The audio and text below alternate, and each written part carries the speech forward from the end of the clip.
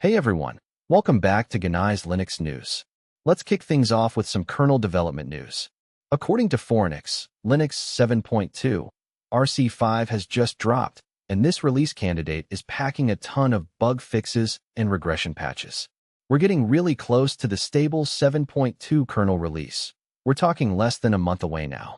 This RC5 is all about squashing those lingering issues and making sure everything's rock solid before the final release. If you're running Linux on the bleeding edge and testing out these release candidates, this is definitely worth checking out. The Linux development community is really pushing hard to make 7.2 a solid, stable release. Now here's some exciting news for ARM Linux users out there. OMG! Ubuntu is reporting that Google Chrome has finally gotten an official ARM64 Linux build. We're talking native support here, folks. This is huge for Raspberry Pi users and anyone running Linux on ARM processors. And get this, the official build comes with Widevine DRM support included, which means you can stream protected content without any workarounds. Chrome is now available directly through Google's official Debian and RPM repositories, so installation is super straightforward. This has been a long time coming for the ARM Linux community, and it's great to see Google finally delivering native, first-class support.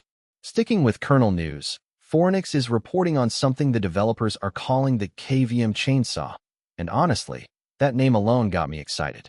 This is a major patch series that's heading into the Linux 7.3 merge window, and it's essentially a massive code cleanup of the KVM hypervisor's KVM_mu structure, which developers have lovingly referred to as the God data structure because it's gotten so large and complex over the years.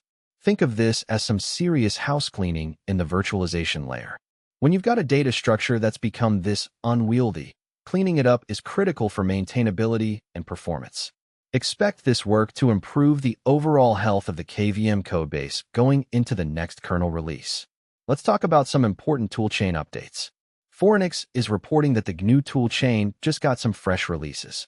First up, GNU C library version 2.44 is now available, bringing new features like support for/etc/tunables, which gives you more granular control over library behavior, plus a bunch of new optimizations under the hood.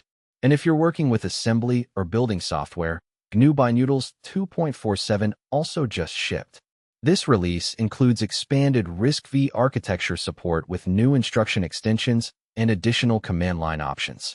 For developers and system administrators, these are critical components of the Linux ecosystem. Whether you're compiling software or optimizing system performance, these updates are definitely worth paying attention to. Shifting gears to mobile Linux, Linux is reporting that Ubuntu Touch 24.04 to 2.0 is now officially available.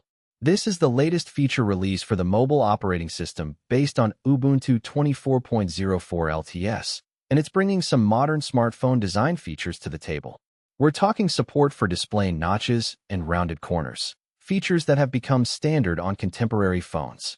This release represents solid progress for Ubuntu Touch on select smartphones and tablets, and it shows that the team is committed to supporting modern mobile hardware designs. If you're using Ubuntu Touch on a compatible device, this update brings your phone more in line with current mobile UX expectations. Over in the desktop environment realm, Linux is covering some KDE Plasma developments.